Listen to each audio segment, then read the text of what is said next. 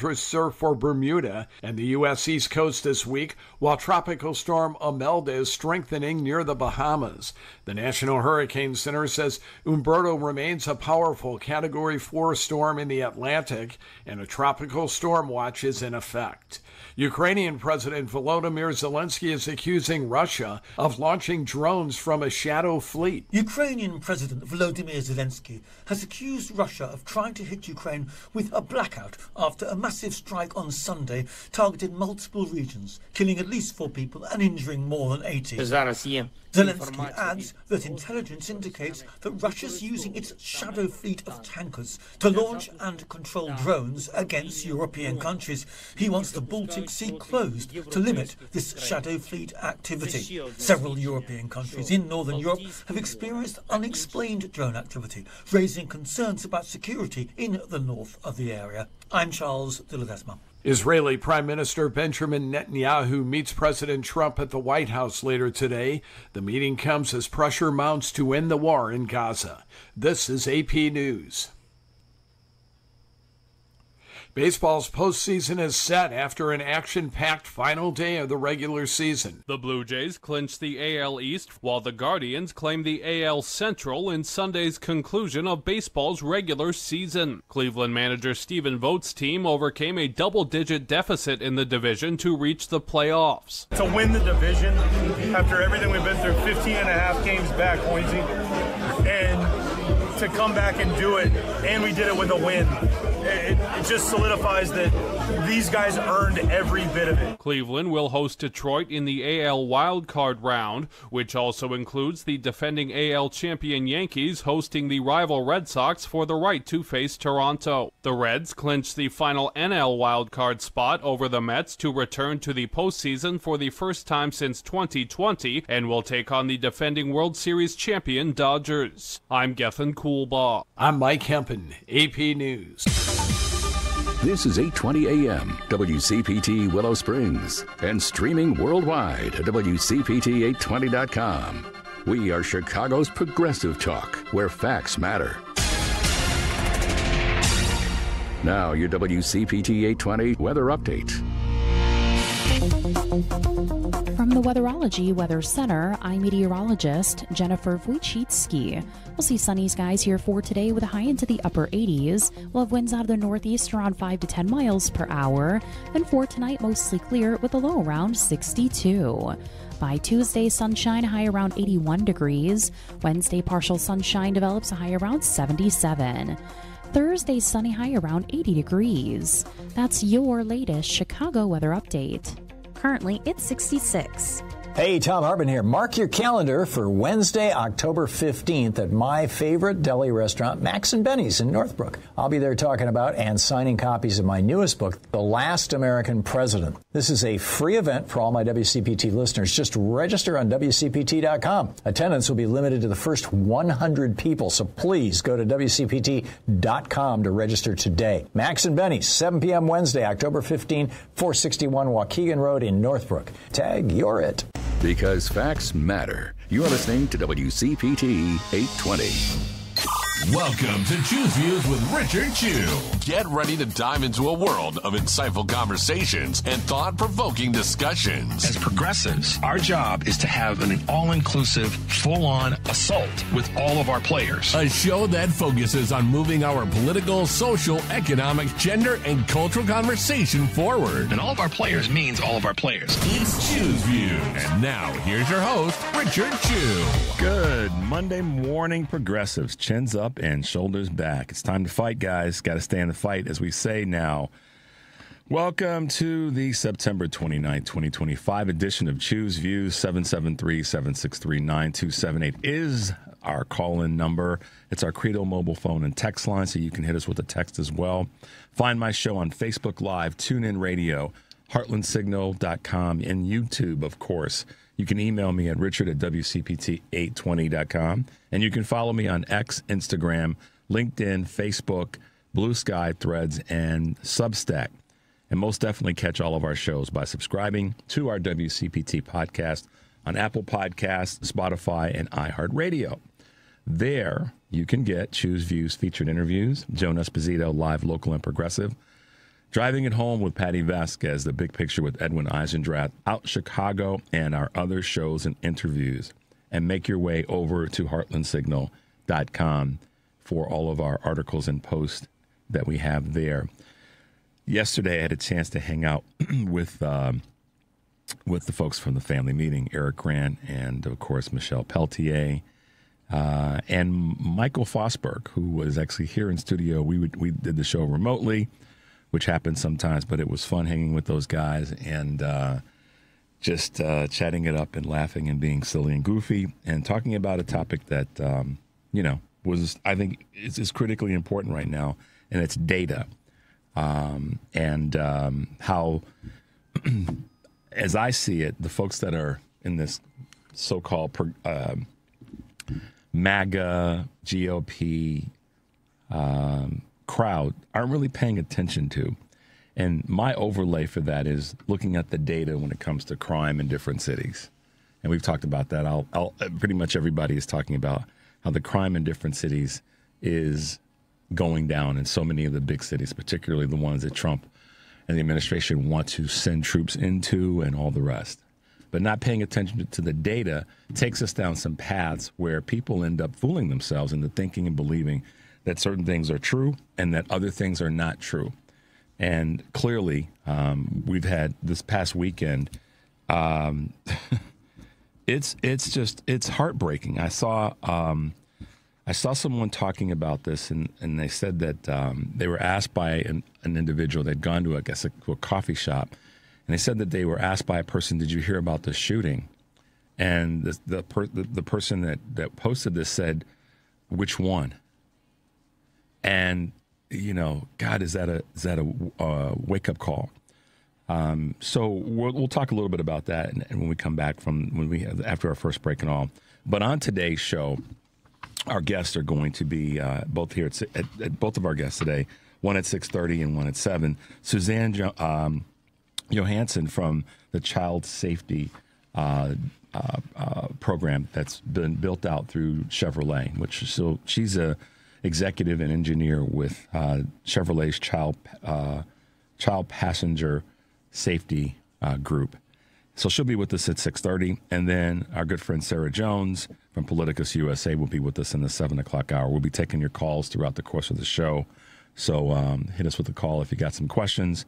Definitely want to hear from you and chat with you about whatever you saw and experienced over the weekend, and whatever is stuck in your craw. You can get it unstuck here. But yeah, it was a great time hanging out with the folks from Family Meeting yesterday, and we'll try to do that as much as we can. But right now, check this out, progressives.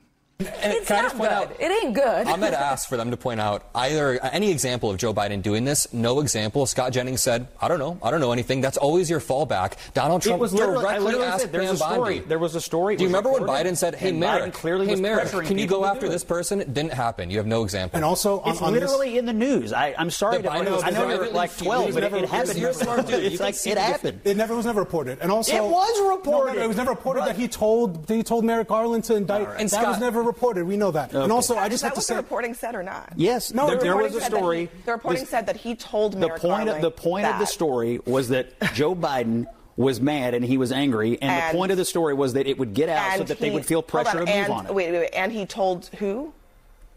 It was done in the reporting. Okay, I just think again, like the point was for it to get out. It's super. Listen, I think Alyssa's point is well taken.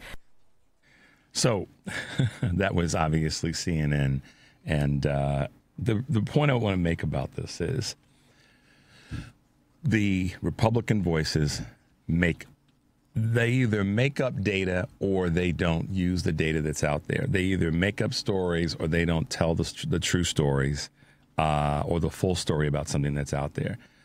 And the other thing that they do very, very well, but that it's not necessarily a good thing, is that they flat out will tell. They'll have a half story.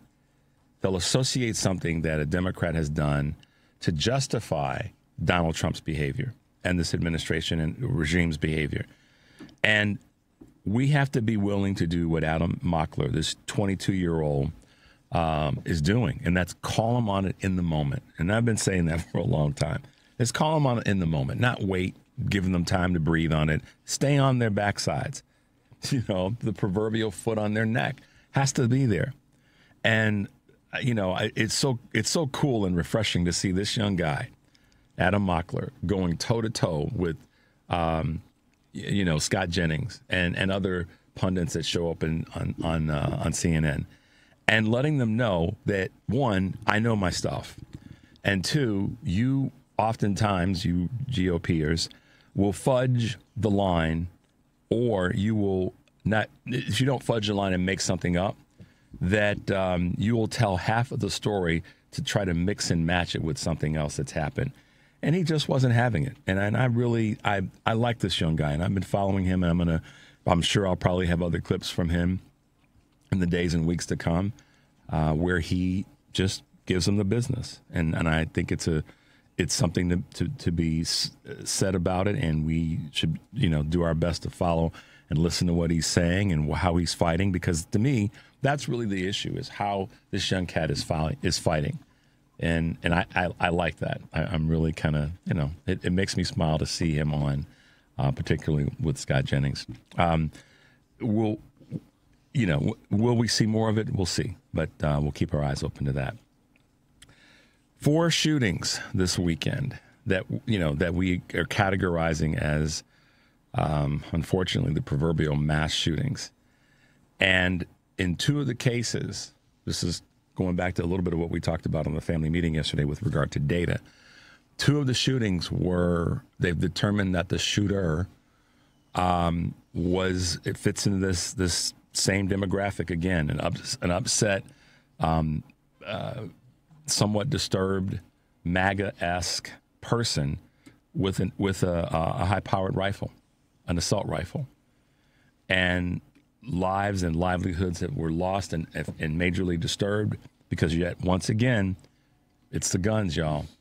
It's the common thread there weren't 4 stabbings, there were 4 shootings, and so I am, you know, unapologetic about just, you know, I had a conversation with a good friend of mine. Shout out to Rich and Jane this weekend, and he said, Richard, even if we just go back and just start with the assault weapons, reinstate the assault weapons ban, and he's right. Let's start there, not just be stuck on stupid and not do anything at all. And unfortunately, you know, the Dems in the House and the Senate don't have the numbers. So for us to make change and make waves here to try to offset this, to try to bring down these mass shootings, we're going to have to, the long game, I guess you could say, in the short-term long game is to win back the House of Representatives. And we have to push every one of our representatives to push for legislation that's going to restrict these guns, eliminate them, get them off the street. I don't care. I'm much more ardent about this. I say get rid of all of them. We've allowed, as I've said this a number of times, and this is one of those things that we have to keep saying it. Not the Supreme Court, but the Second Amendment has been so bastardized. I'm just tired of it. We got to swing the pendulum in the complete opposite direction now. So starting with the assault weapons ban is a place to start. I agree with my friend Rich who said that, getting back to that at a minimum, and then let's see how much further we can go. It starts with us winning back the House and the Senate and some state legislatures big time, and getting folks registered to vote, and the Electoral College, and hoping that we get to make some moves on the Supreme Court when the next Democratic president is in office. Maybe there'll be an Alito and Clarence shuffle out the door. But that's where we got to be. All right, guys, we're going to take a quick break. The number is 773-763-9278. You're listening to Choose Views on WCPT AM 820 in Chicago, WARR 1520 AM and 103.5 FM from Warren County, North Carolina. I'm Richard Chu. We'll be right back. Listen up, enough, fellow timeshare owners. If you're a timeshare owner and you want out at all costs, you're done. Frustrated, tired of wasting money, you don't use the darn thing. Get out now. Hire the best Bulldog timeshare cancellation team in the business. Their in-house legal team, headed by a timeshare cancellation lawyer, can help you fight the biggest and baddest companies out there that sell timeshare. At some point, you were using your timeshare, but now you're not, and you're tired of wasting money. Before you go to the poorhouse, call right now and learn how you can stop the maintenance fees and put more money back in your pocket. Their services cost you a lot less than you think, and you'll save a lot of money over time. Call the Timeshare Exit Hotline now. It's a free consultation. 800-296-0150. 800-296-0150. 800-296-0150. That's 800-296-0150. Because facts matter. You are listening to WCPT 820. Good morning. You're waking up with Richard Chew. Good morning. Good morning. Good morning. We're live and ready to hear from you. Text or call us now at 773-763-9278. Same number. Simple as that. Let's get the conversation going on WCPT 820. Chicago's Progressive Talk. Hey, Progressives, welcome back to the show. Yes, we've got to deal with this issue, and it starts with getting the numbers back that we need in the House, the Senate. Can you believe this? Oh gosh, I want to stay on point here as best I can. Mike Johnson won't swear in Ms. Gravalia, who won in Arizona. Why won't he do that, Devin? He knows that if he does that, then the House has the votes to bring the Epstein files forward. That's the only reason he's not doing it. He's waiting on the state. I won't go too far. You guys look it up. He's not getting her sworn in. So what that means is the people that elected her are being cheated from representation because Mike Johnson is such a weak A that he knows that by putting her in place, which is what she should be, that should happen because she was duly elected, that it's going to bring down the heat of this Epstein situation. Look it up. I'm not making this up, guys. All right, let's hit them with a couple of Choose Views news items on this September 29th, 2025. The price of the American dream, $5 million. What does that mean? The cost of achieving the, quote, American dream is skyrocketing. According to Investopedia, the recent analysis by the financial platform determined 8 goals Americans desire most and tabulated their lifetime cost, using government data and industry research to attain this information. Aspirations include owning a home, raising 2 kids, and sending them to college. The final price tag, $5,043,000. A big leap from last year's number, which was $4.4 million. Adding strain are high mortgage rates, rising tuition fees, and the rate of inflation. The used EV market is heating up. Used electric vehicles are selling like never before ahead of the expected sales cliff when federal purchase incentives expire at the end of this week. Pre-owned EVs now cost nearly as little as their gas-powered counterparts, according to the data, that they're selling more quickly as a result of that. While the new EV market grew slightly this year through June, used EV sales increased by 34% over the same period a year ago. Reasons for the uptick include decreasing prices and the mounting evidence that EVs might be more reliable over time than cars with combustible engines. Gen Z is digging the dirty soda craze. Young soda sippers are drumming up demand for dirty sodas or carbonated soft drinks enhanced with flavored syrups and creamers. Other add-ins, according to CNBC, are also ticking up. In turn, major players, including PepsiCo, McDonald's, and Taco Bell, are releasing dirty soda-inspired drinks to entice new customers and reinvigorate stagnant soda sales. The beverage segment has fallen flat in recent decades due to shifting consumer tastes, particularly tied to health. All right, startups embrace the shoeless life. This one I found when I read was very interesting. Kick off your shoes and get to work. That's the policy at a growing number of Silicon Valley startups. Anita Williams-Woolley, a professor of organizational behavior, sees the pros and cons to the approach, of course. Potential benefits, she says, include increased employee comfort and creativity. Still, one colleague considers casual, another calls it unprofessional. She warns the differences of opinion. The shift comes as companies strive to lure workers back into the office. So take your shoes off and come on back in, y'all. And last but not least, Walmart is really looking into the AI stream. And one thing is very clear to Walmart CEO Doug McMillon. AI is going to change literally every job. He told a conference of attendees in the Bentonville, Arkansas meeting last week. Some positions will get cut, McMillon warned, while others will be created. The pointed assessment reflects the shifting approach business leaders are taking and how they want to discuss technology's potential impact on human workers. So there you go, guys. A couple of quick items from Choose Views News on this September 29th, 2025. Okay. A lot of you guys could give a darn about what I'm about to talk about. But in the bigger picture, I think it has its place. So I'm going to lean into this for a little bit. I love golf. I really do. Love playing it. I used to like watching it. But for the last couple of years, I've watched more women's golf than men's golf.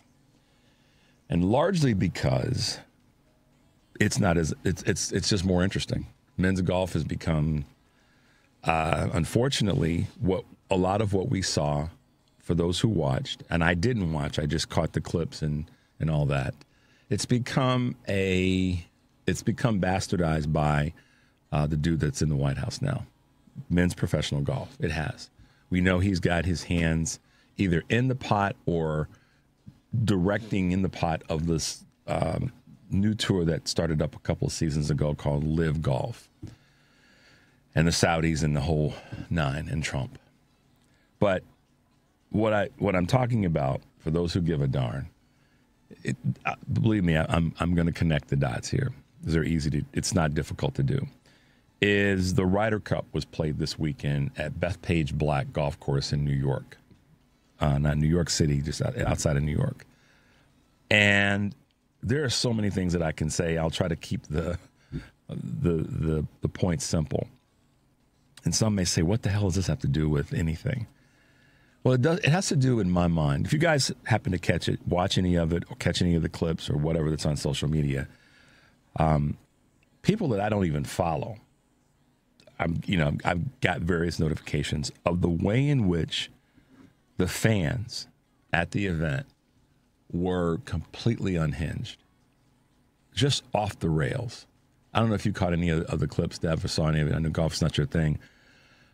But it got to the point where even a fan tossed a can of beer that hit the hat that Rory McIlroy's wife was wearing when they were walking through the crowd. It was really disgustingly ugly. The name calling, the attacking his wife, other European players, spouses and families. The fans that were there just showed their natural behinds. And people were saying, well, but it's New York. No, it had nothing to do. It wasn't that it was New York. It was a sports clan rally for golf fans from the U.S. that wanted to trash talk beyond, not even trash talk. It went beyond trash. Trash talking is one thing, but there's certain things that fans who know golf and follow golf know. When someone's standing over a shot, whether it be a shot from a tee shot, a fairway shot, a putt, whatever, you don't start calling out the person's name. Even at the Ryder Cup, there's a certain amount of decorum that just doesn't happen. You don't start talking about the player's spouse.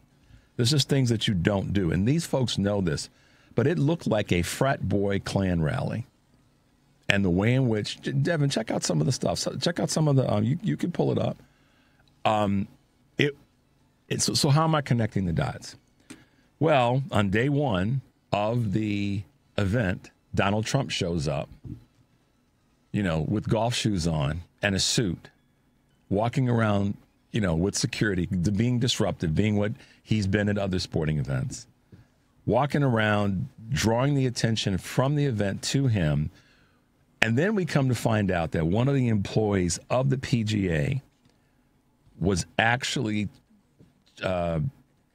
was in charge of, is the only word I can really come up with, for starting a chant that was for the fans to say, F you, Rory McIlroy. Found out that this person that's a PGA employee, Professional Golfers Association employee, was tasked with doing that. And from what I read, Saturday was just the worst of it all. But, of course, Trump shows up, and he's glad-handing with a couple of players that I have lost respect for. One of them is Bryson DeChambeau, and others that are on the men's Ryder Cup team. And it got ugly. And I thought, am I crazy? When I started seeing all the feeds from people who were saying that this was such a poor representation of the United States, that's when it hit me that this is something that I can talk about. Because it was a poor representation. It is not the entire United States. I get that. But Trump's appearance there started to be a drag on it. And then it turned into this sort of frat boy, beer throwing, name calling, trash talking bit of ugliness at what is normally a highly competitive event, the USA against, Europe. And what ultimately happened, there are two things that made me smile at the end of this, is that the European team maintained their dignity, which the United States team did not do. So the fans, and people will say, well, Richard, the fans are the fans. Members of the U.S. team did not do the part that they should have done as sportsmen, and that was to get the fans to chill out, to get the fans to back up. But then when we find out that the PGA actually had one of their people orchestrating these chants and some of the things that were going on, she should have been fired. But the European team, they held their dignity. They won, which I was happy to see, given the fact that the U.S. team was being smug and disrespectful and not doing what they should do in an event like this. And the third thing is, at the very end, and when it was all said and done, and the European Ryder Cup team maintained the trophy, guess what? They recorded a video that said, "Are you listening, Donald Trump?" So you can say to me, why are we talking about this? This has nothing to do with politics. It has to do with kind of our global view and how and where we are, in my opinion. So you guys can be critical of it, of me talking about it. But what I saw was a group of players that were able to show some dignity. They won, and then at the very end, they decided that they were going to record post a video that said, "Are you listening, Donald Trump?" And I think that sort of sets a message, send a message about how a lot of people in the world see the United States right now, is a bunch of bullies running around, just acting, I don't know, overly privileged and disgusting. And it was definitely that. So kudos to the European Ryder Cup team for maintaining your dignity, and maintaining your class in an environment where your opponents should have had enough guts to step up and say, enough is enough. And the captain, Keegan Bradley of the U.S. team, should have held a press conference to tell the fans to cool it out. And the fact that the U.S. team didn't do that tells me all I need to know about where the U.S. team was. And it also speaks loudly, because of that in video from the European team, on how many people across the globe actually are seeing us right now. You guys may not believe it, or may see it from a different perspective, but that's certainly what I saw. We are going to take a break. The number is 773-763-9278. You're listening to Choose Views on WCPT AM 820 in Chicago, WARR 1520 AM and 103.5 FM from Warren County, North Carolina. I'm Richard Chu.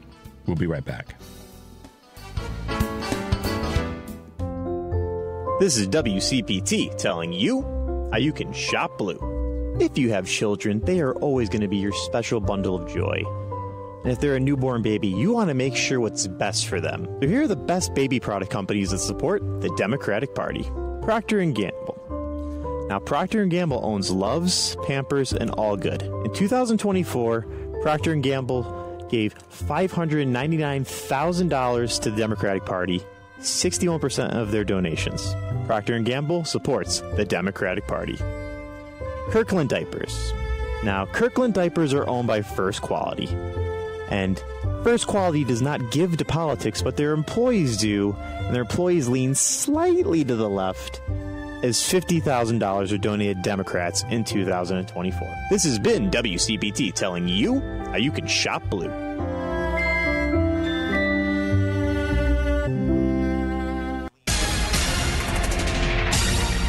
You're listening to WCPT 820. Here's the latest Chicago weather update. From the Weatherology Weather Center, I'm meteorologist Jennifer Wojcicki. We'll see sunny skies here for today with a high into the upper 80s. We'll have winds out of the northeast around 5 to 10 miles per hour. Then for tonight, mostly clear with a low around 62. By Tuesday, sunshine, high around 81 degrees. Wednesday, partial sunshine develops a high around 77. Thursday, sunny, high around 80 degrees. That's your latest Chicago weather update. Currently, it's 65. Hey Google, play WCPT. Streaming Chicago's progressive talk from TuneIn. Welcome back to Choose Views with Richard Chu. Hey guys, welcome back to the show. 773-763-9278 is our Credo mobile phone and text line, our call-in number, all that good stuff. So send us a text, give us a call. We'll take it either way. Kid safety is important to all of us, whether we have children or not. And it is something that from a policy standpoint, from a legislative standpoint, I think we've always been ones to recognize when children are not safe, that's going to lead to nothing good. And whether that be in the home, whether that be out in public, going to school, whatever the case may be. But one of the other areas that we've kind of looked away from in recent years, some of us have, is child passenger safety while in a vehicle, that our children are safe. And I think that the more and more we talk about this as a national concern, it is a national concern. It's not a local item. It's not a local political item. Different states navigate it differently. But I think it's something that we really have to continue to put our eyes on and make sure that we're paying attention to. This morning we have with us Chevrolet's child passenger safety engineer, Suzanne Johansson. Welcome to the show, Suzanne. Hope you're doing well this morning. Thank you for having me. Good morning to you. Absolutely. It's great to have you on the show. Well, listen, I said this in the intro. We've got, a lot of focus on a lot of things right now in our country. But over the recent years, one of the things that we haven't really had a lot of talk about, and this is, from a political standpoint, it's a nonpartisan issue. It's an issue that, it's something that affects all of our children, and that's the safety of our children. And you've really been focused so much as a mom and as a professional on child safety, specifically when it comes to car seat safety and cars in general. So take a moment, let our audience know a little bit about you and your background, and then let's talk about the work that you're doing in this space of child safety. Sure. Thank you for having me again. And I have been a child passenger safety engineer for over 12 years. I, in fact, started this certification before I became a mother. And for me, being around children in my day-to-day, I also echo the same that I think every life is so precious. And when it comes to their safety in and around cars, that is even more imperative because we're around vehicles every day.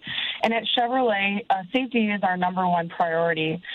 One thing to make note of is that there are a lot of educational resources out there, including working with Safe Kids Worldwide. Together, we've been raising awareness about vehicle and passenger safety and amplifying that message so that we can prevent these tragedies. through the Buckle Up program nationwide or various best practices and educational opportunities that are available to the public. Well, this goes back quite a ways for me in terms of child safety, car seats. My uncle is a senator here in Illinois, and he worked very closely with the late Secretary of State there in Michigan, Richard Austin, who was a big voice when it came to vehicle safety and more specifically when it came to seatbelt laws. And for all of us, and obviously with children, I think if children model behavior, or if there's behavior to be modeled, children will model it. And when it comes to seatbelts, I've come to find that if parents are wearing their seatbelts or adults are wearing their seatbelts, even if the parent forgot to put their child in a seatbelt or put the seatbelt on, then the kids tend to model that behavior from what I've noticed. But what's real compelling about this child safety seat conversation is, and you really have been, I guess for lack of better words, you've been very vocal about this, is that not all child seats are safe. Talk a little bit about that and what some of the mistakes are that are made when it comes to the proper type of seat for children. Yeah, good question. I'd like to first mention that in terms of the severity of the situation, of course, we last year had nearly 600 children under the age of 12 die in crashes. Now, to your point about the seatbelt portion, more than a third of these kids were not buckled. So again, the first line of defense for us, for every occupant in the vehicle, is using your seatbelt. And you are right, it is modeled behavior.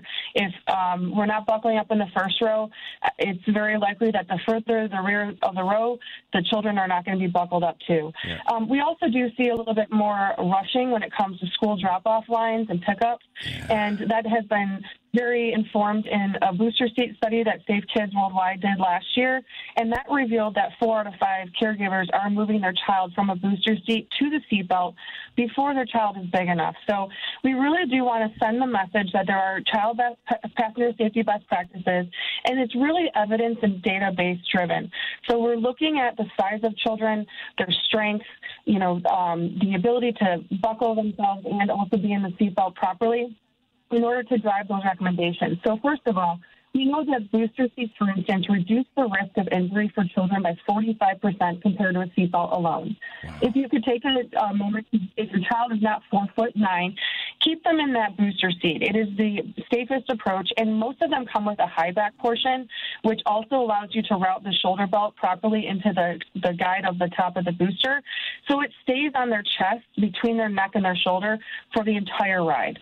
Now, also the lap belt needs to be low and across the hips. The important part is making sure the seatbelt is on the bony parts of the body. We want it away from their stomach and abdomen. Second of all, we don't want the shoulder belt routed improperly behind their back or under their arm. Kids get really squirmy. We want it to be across the chest properly, and that's the other benefit of that high back booster that's there. If kids fall asleep, it's there to keep them comfortable and in place. If you want to move your child to a vehicle belt, again, a lot of vehicles have technology, like all of our Chevrolet, many of our vehicles are coming out with rear seat belt reminder, and that will tell you if someone has unbuckled during the ride. Yeah. But for you to assess if a child is of the right stature to be in the seat belt, check your owner's manual, because there is a seatbelt fit test within that, and it will tell you about how to ensure the child is big enough to ride in the seatbelt in terms of their stature. And if they're not meeting that criteria, they should go back to the booster seat until they're ready.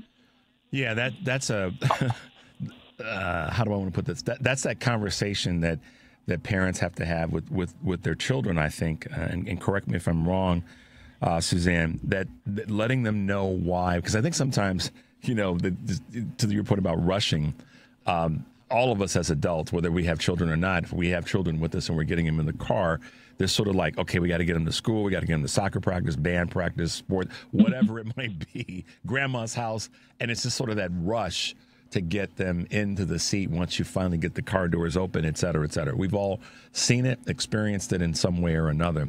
So I think that one of the things that I've tried to do, and one of the things that I've just observed other people doing, is letting the children that are going to be in the car know the importance of the having the seatbelt on and being in the car seat, what it's designed to do, rather than just, I got to put you in this thing.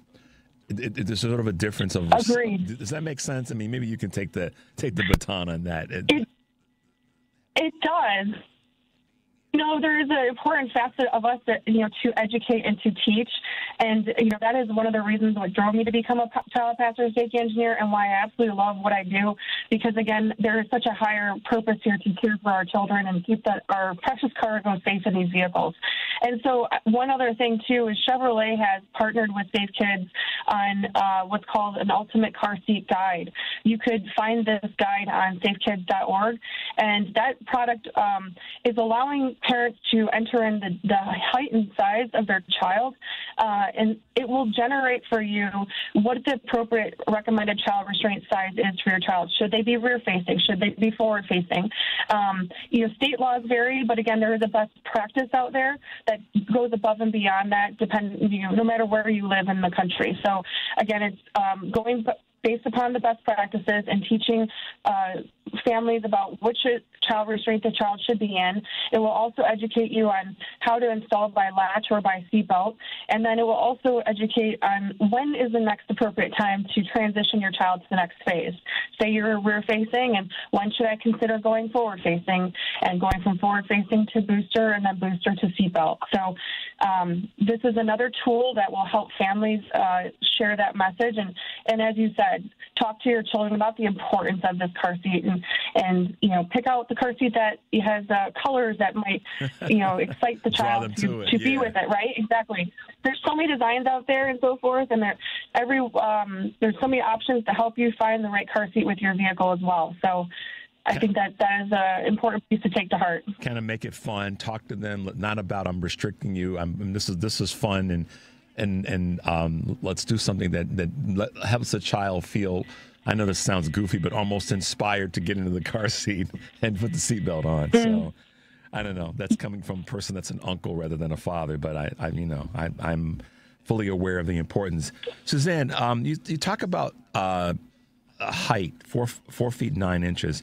How does weight of the child play into this? Because you got a child that's over the height, but they're smaller in physical stature. Is that what the program that you talked about allows parents to be able to navigate?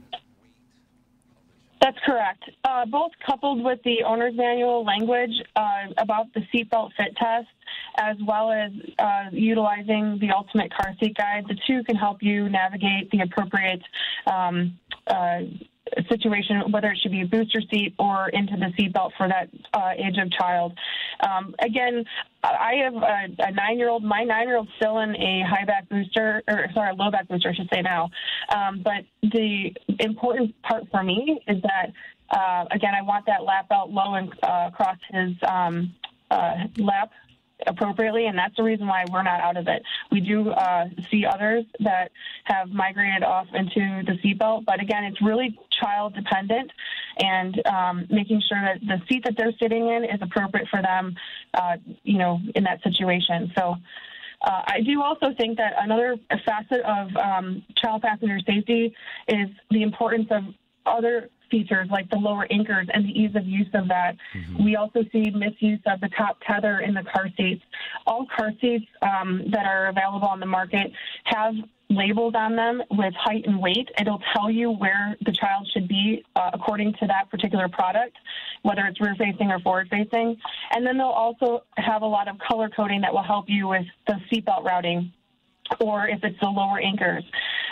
And then also an important factor that we know parents do forget, and it's common because it's a new component, is when you go to forward-facing, there's a new component called the top tether that you didn't use when you were rear-facing. Mm-hmm. We know that parents, 64% of them, on a study that Safe Kids did, were not aware of that top tether being necessary for the forward-facing configuration. So once the parents were educated, obviously that rate dropped. And evidence data like that helps us at Chevrolet drive solutions that are engineering solutions. So for us, when you go to the showroom, you will see the label of color contrast on the back of our seat backs, and it will have the text, the top tether, as well as the symbol. Therefore, you can understand that it's specifically for the child restraint, and it is not an anchor for another purpose. Yeah. Especially in the back compartment of the vehicle, you might find cargo anchors and so forth. We want this to be very clear, very simple, and an easy approach for the ease of use and the peace of mind of our customers. Thank you for that, Suzanne. You're listening to Choose Views on WCPT AM 820 in Chicago, WARR 1520 AM and 103.5 FM from Warren County, North Carolina. I'm Richard Chu. We're talking to child safety expert and safety engineer Suzanne Johansson on a number of items. We've been talking about seatbelt safety and car seat safety for not just us as adults, but our children as well. Suzanne is also an expert and very, very vocal about another area that happens, and one of the most common mistakes is children being left in cars, heat stroke prevention and strategies that all of us, parents, uncles and aunts, caregivers, and the rest should be aware of. Suzanne, let's talk a little bit about that. What are your findings there, and what are some of the things that you want to make us all aware of? Yeah, there's actually 28 children this year have died due to being left alone in a hot vehicle. When children are left alone in a hot vehicle, their body temperature rises 3 to 5 times faster than an adult. Children don't, they might be in a car seat and so forth, and their physical capabilities to get out are not the same as an adult.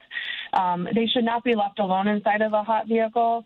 And one of the things, out of this sad outcome is that it inspires new technology such as rear seat reminder, and you can find that on all of our four-door vehicle standards at Chevrolet.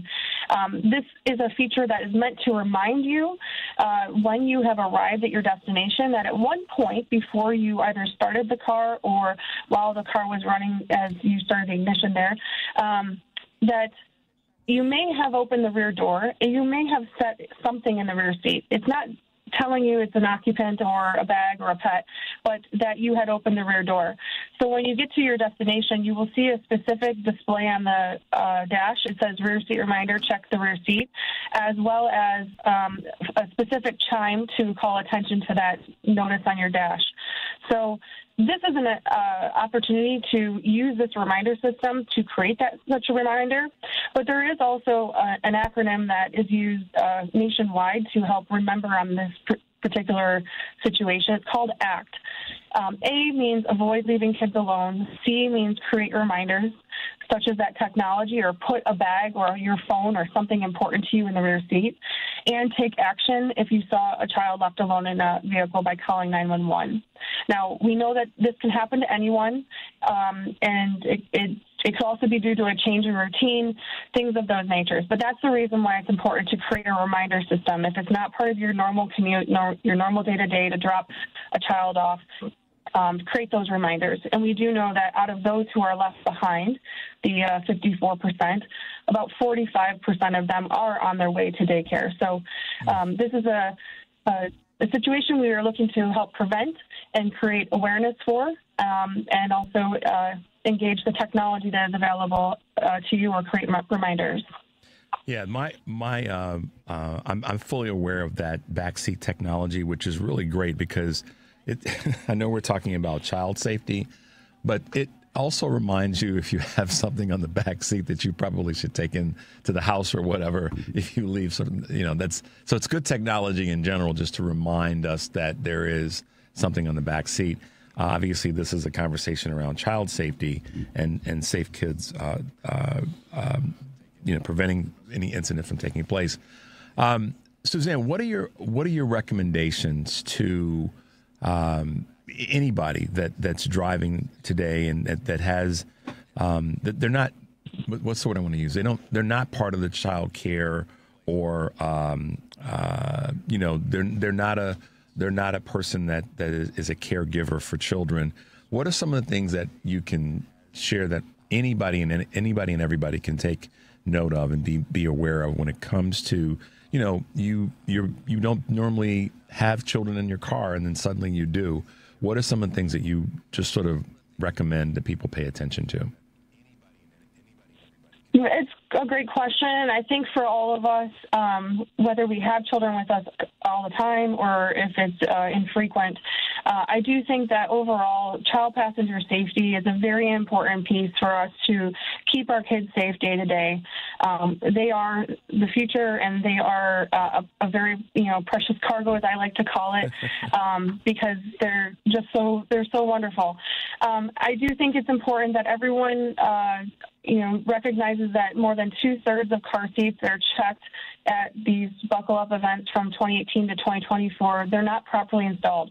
It doesn't mean that, the entire car seat's not properly installed. It means that there's something missing from those directions that is, a critical component. It could be the top tether that I spoke to you about. It could be that the lower anchors are not tight enough, or the seatbelt webbing is not tight enough.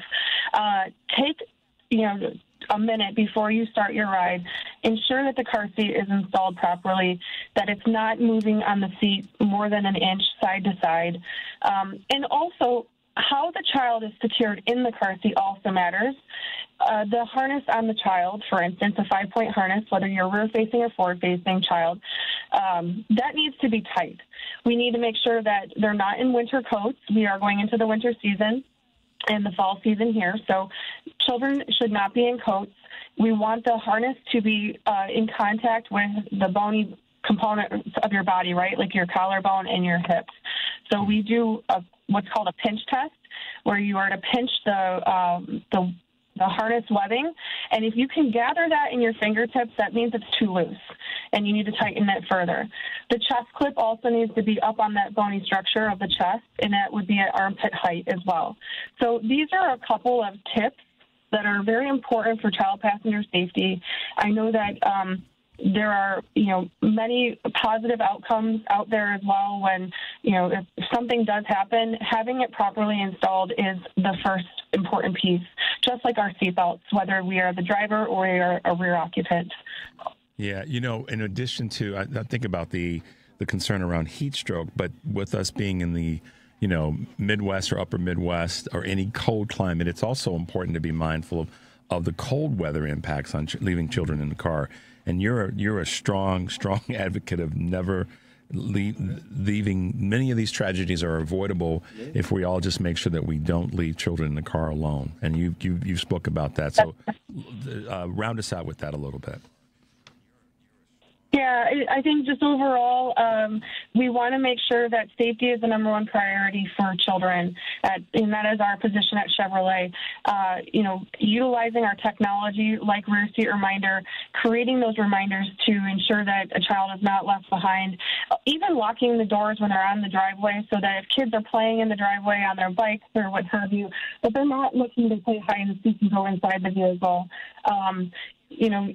Those are some of the important pieces to make sure that we can keep our kids safe and that we continue to address the awareness and share that amongst our family and our community. Are automakers across the board, domestic and non-domestic automakers, really all leaning into, in general, more broadly speaking, child safety in vehicles and just doing everything that they can to make the cars more safe, whether they're stable or in motion? Yes, I do think as working in the automotive space, it's such a wonderful collaboration, being able to work with other automakers on the, various organizations that are out there in the external world, maybe at local car seat checks as well, or even with other car seat manufacturers to various conferences and so forth. So there's just a tremendous opportunity to network and to learn from each other and also to utilize this type of data so that we can all work towards, the similar common goals of keeping our children safe. Absolutely. Suzanne, it's been great having you with us. You've mentioned a couple of different tools, safekids.org, the Ultimate Car Seat Guide. But how can people find you if they have questions or they want to get a little bit more in depth to know more about the work that you do and why it's so important to all of us as ones that occupy and drive vehicles, and most certainly our children? Yeah, I encourage everyone to take a look at events.safekids.org. Last week was Child Passenger Safety Week. I was particularly working in my local community on Saturday, helping with a car seat check event, and those that were coming in, whether it's a new parent or someone who already has children, ensuring that their car seat is safe. So I encourage you to go to safekids.org and specifically their events page. Find something local to you with your zip code. A lot of folks that are at these car seat check events are, living within your local community. It could be a firefighter or any other first responder or an engineer like myself, someone who's passionate about child passenger safety and wants to ensure that we take out that difficulty between any of the manual information or when to move your child to the next phase. So we're there to help you, and that's a great resource. And there's a lot of other wonderful facts on that website, too, regarding best practices and also the Ultimate Car Seat Guide. So thank you again for your time. Absolutely. Thanks for being with us, and thanks for the hard work that you put in. Suzanne Johansson, Chevrolet's Child Passenger Safety Engineer. Thank you for being with us this morning. Have a great day. We'll talk with you soon. You too. Thank you so much. All right. Bye-bye now. Yeah, guys, we all many of us operate a vehicle. And I think the broader conversation is vehicle safety, seat belts, keeping your eyes on the road, all those things that we all know that are, sometimes we forget. We just jump in and sometimes just go. But when it comes to safety for the children that occupy a vehicle with you, this is a great area, and I thought it would be something just to chat about, particularly since last week. I didn't say this at the beginning. Last week was Child Passenger Safety Week, and Chevrolet, as well as so many of the other automakers, have been really big in this space and making sure that they're developing vehicles that are safer for all of us and certainly safer for our children. So let's take a break. This is Choose Views you're listening to on WCPT, AM 820 Chicago, WARR 1520 AM and 103.5 FM from Warren County, North Carolina. I'm Richard Chu. We'll be right back.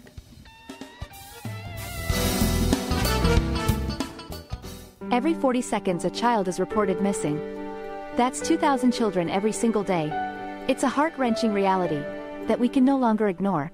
Find the Children is a nonprofit organization dedicated to helping find missing kids. You can be a part of their mission by donating your unwanted vehicle, running or not. Call 1-800-775-5622. We guarantee that you will receive the maximum tax deduction. We provide fast, free pickup with 24-hour response. Call 1-800-775-5622. Find the Children provides crucial resources to help find missing children and educational materials to teach kids how to recognize and avoid predators. Our recovery programs have a proven track record of reuniting kids with their families. It's time to act. Donate your unwanted or unused car. Help us build a world where every child is safe. Pick up the phone and call 1-800-775-5622.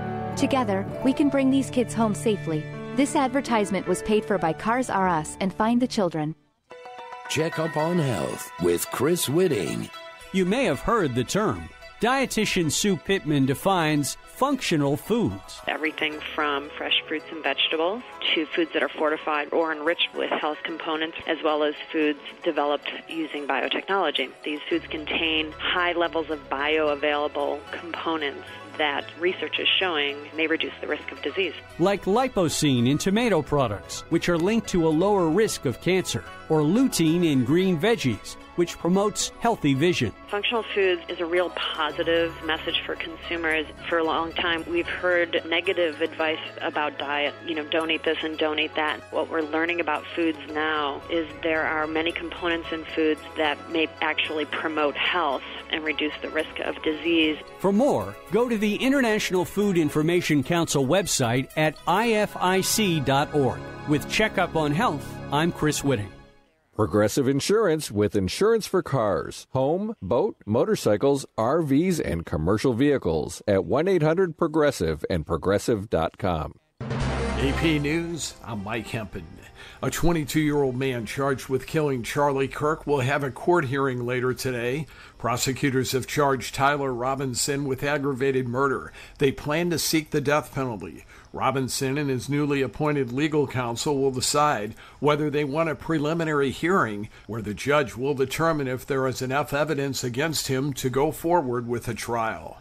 Authorities say an ex-Marine smashed a pickup into a Church of Jesus Christ of Latter-day Saints in Michigan, opened fire and set the building ablaze Sunday before being fatally shot by police. At least 4 people were killed and 8 wounded. Special Agent James Dyer with ATF Detroit says the suspect used an accelerant, likely gasoline, to set the church on fire. I will confirm that there were some suspected explosive devices that were located. But as far as using them to initiate the blaze, I can't say that. This scene is actively being investigated by ATF. Investigators have been searching the buildings. He is accusing Russia of launching drones from a shadow fleet. Ukrainian President Volodymyr Zelensky has accused Russia of trying to hit Ukraine with a blackout after a massive strike on Sunday targeted multiple regions, killing at least 4 people and injuring more than 80. Zelensky adds that intelligence indicates that Russia's using its shadow fleet of tankers to launch and control drones against European countries. He wants the Baltic Sea closed to limit this shadow fleet activity. Several European countries in Northern Europe have experienced unexplained drone activity, raising concerns about security in the north of the area. I'm Charles de Ledesma. Israeli Prime Minister Benjamin Netanyahu meets President Trump at the White House later today. The meeting comes as pressure mounts to end the war in Gaza. This is AP News. Baseball's postseason is set after an action-packed final day of the regular season. The Blue Jays clinched the AL East, while the Guardians claimed the AL Central in Sunday's conclusion of baseball's regular season. Cleveland manager Stephen Vogt's team overcame a double-digit deficit in the division to reach the playoffs. To win the division after everything we've been through, 15 and a half games back, Hoynesy, and to come back and do it, and we did it with a win. It just solidifies that these guys earned every bit of it. Cleveland will host Detroit in the AL wildcard round, which also includes the defending AL champion Yankees hosting the rival Red Sox for the right to face Toronto. The Reds clinched the final NL wildcard spot over the Mets to return to the postseason for the first time since 2020 and will take on the defending World Series champion. Probably one of the lowest moments in my career. I'm Gethin Coolbaugh. I'm Mike Hempen. AP. This is 820 AM, WCPT Willow Springs, and streaming worldwide at WCPT820.com. We are Chicago's progressive talk, where facts matter. Now, your WCPT 820 weather update. From the Weatherology Weather Center, I'm meteorologist Jennifer Wojcicki. We'll see sunny skies here for today with a high into the upper 80s. We'll have winds out of the northeast around 5 to 10 miles per hour. Then for tonight, mostly clear with a low around 62. By Tuesday, sunshine, high around 81 degrees. Wednesday, partial sunshine develops a high around 77. Thursday, sunny, high around 80 degrees. That's your latest Chicago weather update. Currently, it's 66. Protect your boats and recreational vehicles with FVP RV and Marine Antifreeze. It has burst-proof protection down to negative 50 degrees, keeping you protected against freezing temperatures. Keep your winter worry-free with FVP ready-to-use RV and Marine Antifreeze now at Menards. Visit us in-store or on Menards.com and shop our great selection of automotive products. Save big money at Menards. WCPT 820, Chicago's progressive talk, where facts matter. Welcome to Choose Views with Richard Chew.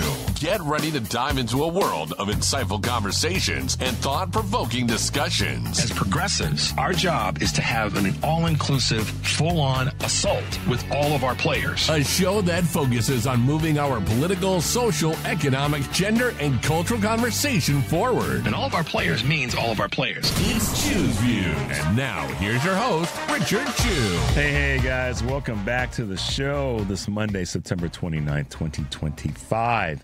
It's good to be back with you. Good to be with you after a nice weekend in the Chicago area. The weather, I said to Devin, talk about a great first week of fall. It's been beautiful here in Chicago in the upper Midwest, so I hope everybody has been able to get out and experience it.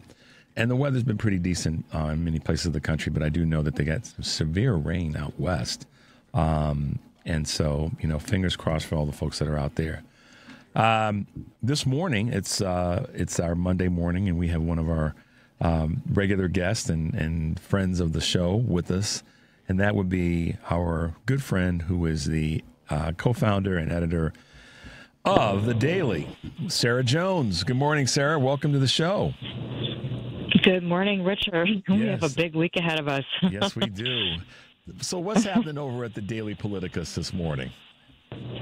Well, I'm just sitting here in a pile of gaslighting, insanity, distractions, deflections, big shows, and, you know, the president is tweeting about the gold in the Oval Office and, you know, well, people can't afford groceries. So it's pretty crazy. I'm really thinking this morning, for some reason, I'm thinking about Portland and how their city has been demonized by the president. And at the same time as, you know, because like all of the conservative outlets and plenty of the mainstream outlets are using footage from like half a decade ago to say, oh, you know, Portland is violent. People look at the people protesting. But all of this gaslighting, you know, that's being done about these casings that they now claim every mass shooting has a casing left behind that's like, hi, I don't like Donald Trump, you know? It's all just, sudden, right, it's just all of a sudden. This never happened before. All these shootings, and God, you know, God help us in that space. We've had these shootings, and now all of a sudden the shooters are leaving behind bullet casings that say, I hate Donald Trump, I hate the GOP. Exactly. I'm anti-Trump. I'm anti-ICE. It's like, you know, and I'm certainly not making light of that, but we have been trying to have a conversation about gun violence in this country for decades. And the very people that have obstructed any conversation that could be productive are the people gaslighting. And now it really seems like just making up crazy ways to deflect and blame the left. By the way, like the law enforcement says there's not been one act of violence of terrorism by Antifa, but that's what Trump is focusing on. So he's never going to focus on the real problem, and that's what he's doing with Portland. That's what he's doing with this, you know, Department of War, bringing all the generals here for a pep rally from around the world because we have so much money to do pep rallies for Donald Trump, but there's no money to pay for children to have food and no money to pay for Medicaid for people who are vulnerable. Yep. I mean, right, and no money for for so many other things that just are. I mean, it's at some point you sit back and you go, hey, wait a minute. What about all these things that you, and we all say this, we all know it, that you were going to fix on day one, and they're not fixed. They've, in fact, gotten worse for many people. But yet, you know, we can laundry list the different categories. Let's use sporting events, for example. I talked about this earlier in the show, Sarah. This whole, you know, awful display and Donald showing up at the Ryder Cup and what that led to and all the other just disgusting use of or wasteful use of our dollars to go to an event that, how much did it cost taxpayers for him to go there? And with all the security that comes with that, how much is this, what's it, the bailout to Argentina while farmers are going bankrupt? I mean, more people have been harmed and are going to be harmed by this administration than people have really sort of put a tally on yet. Right, and that is one thing that we've been writing a lot about with this shutdown, the looming shutdown that Trump and Republicans were planning on blaming Democrats for. And I saw, like, most of the mainstream media was like, oh, yeah, Democrats are going to get blamed because, you know, Republicans will say we're going to fire these people or we're not going to pay veterans. And then, boom, you know, too bad, Democrats get the blame. And I was sitting over here going, you're just going to repeat their propaganda talking points without any context, that they have a trifecta of power right now, and that the only time we ever have these cliff-hanging, we're going to do a shutdown, is when Republicans drive that. They refuse to know. Usually they've been in the party of the minority, and that's the only way they could get the issues that they wanted to have to be addressed, because they weren't issues that the American public actually wanted. So they would use this threat and drive Democrats into being the only adult in the room and take care of business and protect the country. And, you know, that's, I mean, here we are in this position. It's very strange for it to say Democrats have to stop doing that in order to get Republicans to do their job. Yeah. Because how long can you parentify this group of you know, they're just Trump bootlickers at this point, right? They're not trying to do anything positive for the country. It's all about how to protect Donald Trump, how to protect the Epstein files from coming out, how to protect the corruption from being exposed, how to gaslight the entire world about the rising threat of right-wing violence in this country that is escalating and has started to escalate under Donald Trump's entrance into our political world. And that is all documented. Yes, they took a lot of that off the internet. They took it down from, but it's available on the archive, on the Internet Archive. And it's available in a lot of research if you dive into that stuff. But so that's all factual. And they want to tell this very different story, and that's part of why he's doing this pep rally. And one of the things I want to point out about this pep rally with the generals, too, is that supposedly it's about Hegseth is going to lecture people about the warrior ethos. Right. And ethos is credibility and character, okay? So they're going to get a lecture from a man who is steeped in scandals, from sexual assault allegations that he paid off that came with a police report that detailed that he took this woman's phone and locked her in a hotel room and assaulted her, and he called that consensual sex. Yeah. They're going to get this lecture on ethos from a man whose ex-sister-in-law wrote an affidavit accusing him of physical and verbal abuse to his second wife. He had a forced resignation from leadership at 2 veteran advocacy groups due to allegations of financial mismanagement and personal misconduct. He has been accused of multiple incidents of drinking on the job by a whistleblower, requiring colleagues to assist him, and this was, quote, an open secret at Fox News. This is the man Donald Trump has chosen to lead an entire department. Specific, and now he's going to our military. He kept failing forward or failing upward as it relates to his positions. And we've got what is the number? 35,000 homeless veterans in America. And we've got a Secretary of Defense that's going to preach to our current military veterans about their loyalty and about ethos. We shouldn't spend a dime bailing out any foreign dictators or any countries, or, Sarah, building a ballroom when we've got homeless veterans in America that, you know, that how much of that money, and I do this oftentimes, how much of the wastefulness of this administration and regime could be going toward people that are in need, whether they be homeless veterans or homeless Americans that are not veterans. That is just shameful.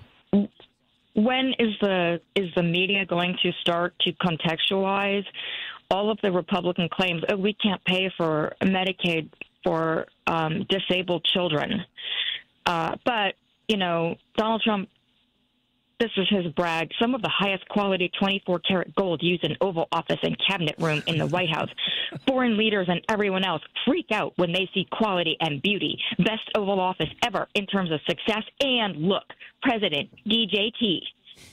Like, that's what he's out here talking about as they tell us there's no money in what is supposed to be the quote best country in the world, right? Yeah, we're supposed to be the beacon on the country hill, that all those labels that are so far from that right now. And again, let's remind people we're not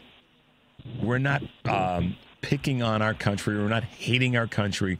We're saying let's point out the things that are problematic right now that are only getting worse because of this current administration. They're only getting worse. So I would like to say to that point, because I do hear that point a lot, and I think that's worked against people on the left for a long time. People on the left have been the only people really kind of willing to criticize their country, and I think, has that been taken too far sometimes? That's something we can argue, but then let's reframe that as a discussion right now. Who is more patriotic? People who are supporting the undermining and destruction of basic freedoms in this country and basic democracy, who are supporting an authoritarian regime, who are supporting the loss of due process on this soil, which is, without that, we don't have what everyone is claiming this country is. There is no freedom without that. So who is more patriotic? Is it the people who are, let's even take the worst case scenario, because again, when you look at the violence that's committed by left versus right, the left destroys property. The right destroys people. Yeah. So, right, they kill people. The left destroys property. Now, I'm not advocating for property destruction, but if you have to choose between those two things as a form of protest, as a form of violence, right, of objecting to what's happening, if that's what that is, and I think it's actually political terrorism, especially when it's happening on the right, because it's designed to intimidate, to bring about fear, and to change things that they don't like. Yeah. Because the discussion about it isn't working. But at any rate, and a lot of times focused on bogus conspiracy theories. But at any rate, hurting a building, we should never conflate that, right? And that's what they're accusing of what's happening in Portland. And I wrote about that last night, and I said, first of all, the police there said that actually ICE is instigating these confrontations with protesters, first of all, but secondly, they've had top 30 people out there protesting, and that during the day you go there and it's peaceful. Why would we send, and the expense of sending National Guard troops that have not been requested and federalized troops to a city where the biggest thing they could come up with that isn't actually happening is destruction of a building? Is that really how? So that's what our freedom is worth. If a building gets graffiti on it or something, and I'm not saying that that's happened. I'm just using that as an example. If a building gets graffiti on it, then we are willing to say, yes, the president can overthrow all of our liberty and freedom. It's enshrined. It's protected. That makes this country free. You're supposed to be able to object to your government, and while people might not like the way that looks when it involves property destruction, and again, I am not condoning that, but that does not justify militarizing the streets of the United States of America. Without a doubt, Sarah. You're listening to Choose Views on WCPT, AM 820 in Chicago, WARR in Warren County, North Carolina. I'm Richard Chu. We're talking to Sarah Jones, who is just phenomenal. She's the editor, co-founder of The Daily and Politicus USA. And we're talking about a lot of things, but we're particularly talking about misuse of resources from this administration. Sarah, you remember during the campaign, a particular person said, if elected, Donald Trump will walk into that office with an enemies list. If elected, I will walk in with a to-do list. And that happened to be Kamala Harris. And so now we're seeing this Trump retribution campaign that's basically started from day one. And not only is this retribution on individuals, but it's also retribution on cities, which is going back to your point about Portland. This is retribution against blue cities or even purple cities or states because they haven't fallen in line with what he wants. But it's also an ongoing distraction from the Epstein files. And so give us your thoughts on that, along with the fact that Mike Johnson won't swear in the newly and duly elected representative in Arizona, Ms. Gravolia? Well, I would say to the first point about let's talk about Kamala Harris for a minute, and because I see so many bad faith arguments about her and why she didn't win the 2024 election. And so much of it is just purely made up. One of the things that but it comes from, big names, big pundits, media outlets. They say she didn't have an economic agenda. That is so not true. And it boggles my mind because I listened to every speech that she gave. I did not miss a speech that she gave. She talked about her economic agenda in every speech that she gave. Where were these people? What do they mean by she didn't give an economic agenda? And what I think they mean by that, Richard, because Jason and I talk about this quite heatedly, probably several times a week. We just discussed it yesterday. And I said, I think what they mean by that is that she was a black woman and they could not hear her economic agenda. Just like they didn't hear Hillary Clinton talking about a lot of stuff they said she didn't ever address. Yeah. They were too concerned talking about the pantsuits that they were both wearing, or their hair, or the voice, their voice tone, or their laugh, et cetera, et cetera, et cetera. Yeah. And the men that and they all the may have garbage, slept with, and all the garbage, rather than the garbage they threw, rather than hearing what she was talking saying. about economic policy. Yes, and I understand that this country is deeply misogynistic and racist, and I understand that a lot of average Americans aren't going to be able to hear her message, but I expect more from people in the media who are supposed to be looking for those things so they can inform the public, which they did not do. Yep. And they did argue wasn't even their job to do. That is their job to do, and they failed to do it, and we know they failed to do it because out here we have in the public all these people saying that she never had this. Yeah. So no, it was so untrue, and I've said this so many times that this was not the people that want to run around saying that she didn't have this, she didn't cover this, she didn't talk about that. I just asked myself, what the hell were you paying attention to? And on this conversation around the retribution, she said that was going to happen, and she line items so many things. It's sort of like it's almost like she covered too many things, and I don't mean that in a negative way, but there is so much to cover. She did her dead level best to check those boxes, and I know a lot of people want to say, well, we don't need to revisit all that she did, but when we see what Trump's doing, and she said that this would happen, just like Hillary Clinton did, it makes you sit back and go, how dumb are people in this country? How stupid are they? How unwilling are they to just lean into their racism, sexism, misogyny, nationalism, and privilege, and not really be willing to move forward, because it was put out there for people to grab and take and run with. They chose not to. And the other thing, Richard, that just every day I think I have a moment where I just cannot believe that people lived through the first Trump administration and the way he mismanaged COVID, and they said to themselves, "Yeah, that seems like a great idea. Yeah. Let's do that again." And this time around, I'm sure I'm not alone with this, counting down the days that we have survived thus far, knowing that there is this huge stretch in front of us.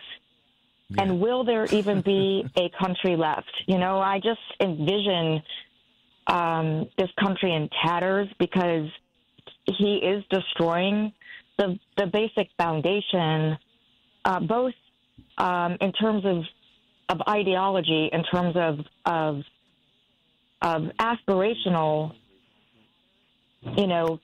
ideas about what this country stands for, and also the institutions that uphold those things. So I don't know. I mean, I think that people have to have a reckoning with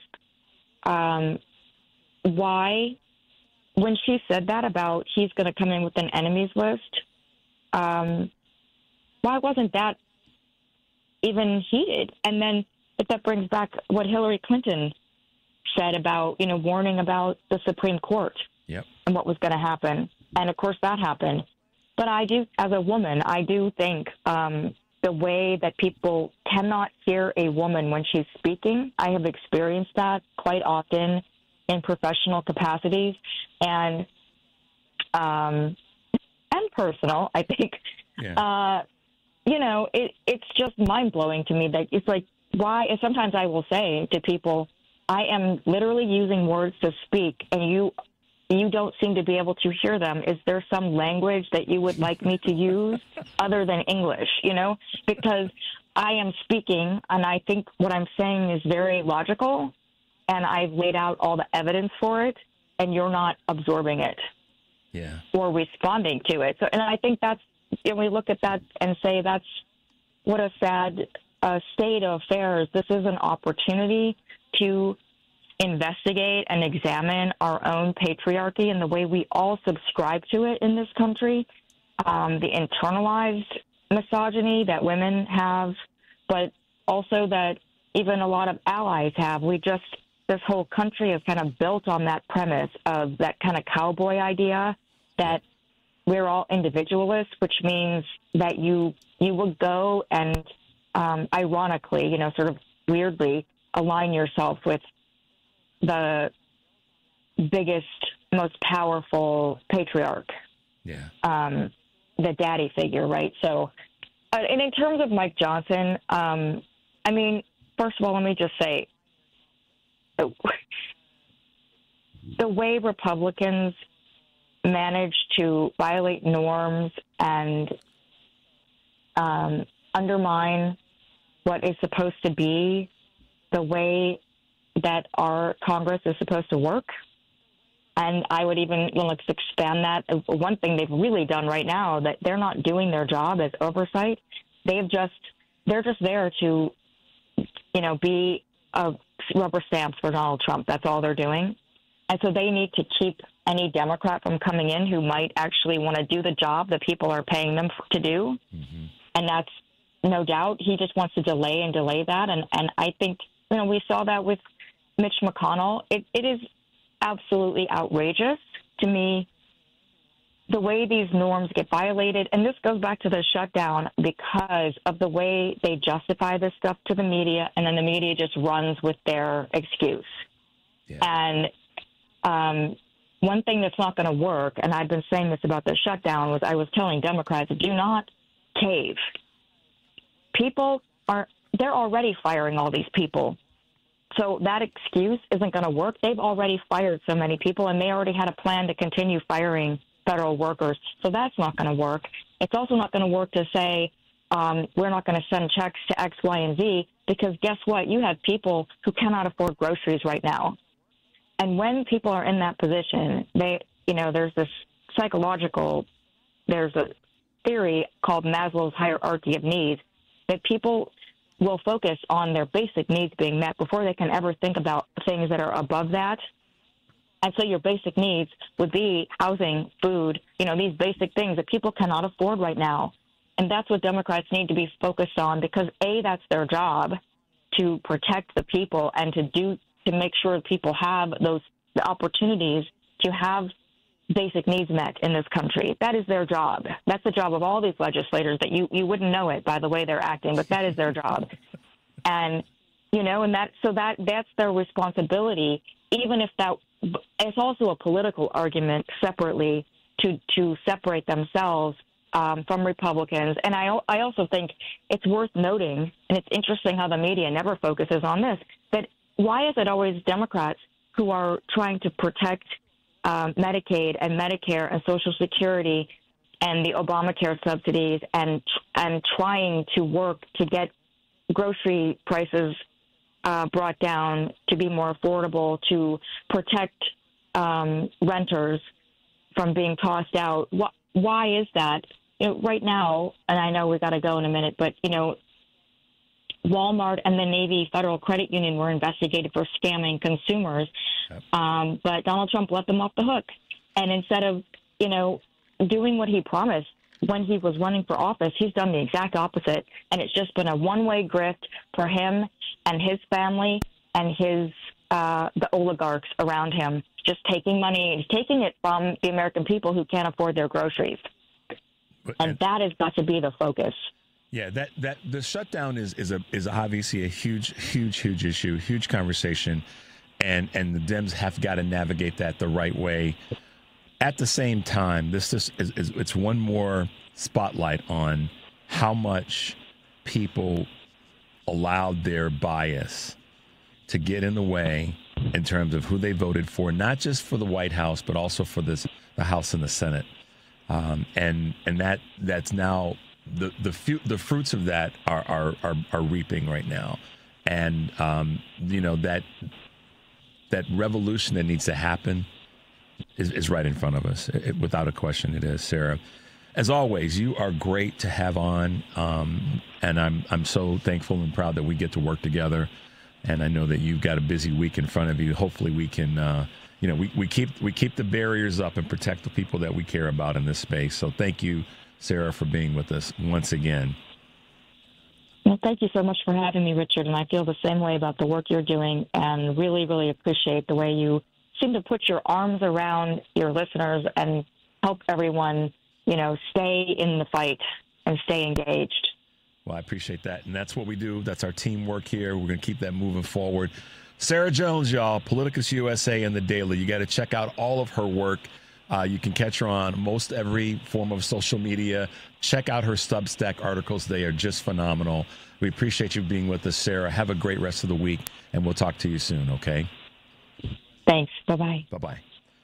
All right, guys, we will take a little bit of a break. The number here is 773-763-9278. You're listening to Choose Views on WCPT AM 820 in Chicago, WARR 1520 AM and 103.5 FM from Warren County, North Carolina. I'm Richard Chu. We'll be right back. This is Tony Moret. I'm an estate planning lawyer who drafts living trusts and wills. Since the election, I've been hearing from my clients, many of them fellow WCPT listeners, and we all wonder, how did this happen and what can we do?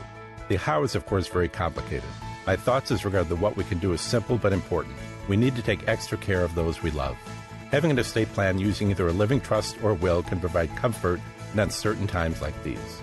When the progressive values we hold dear are under attack, I feel we must make sure that our personal lives are secure and then work out from there. I've been drafting estate plans for my clients for over 30 years, and I will use all of that experience to help you. Please call me at 847-996-0496. My website is MoretLawOffice.com.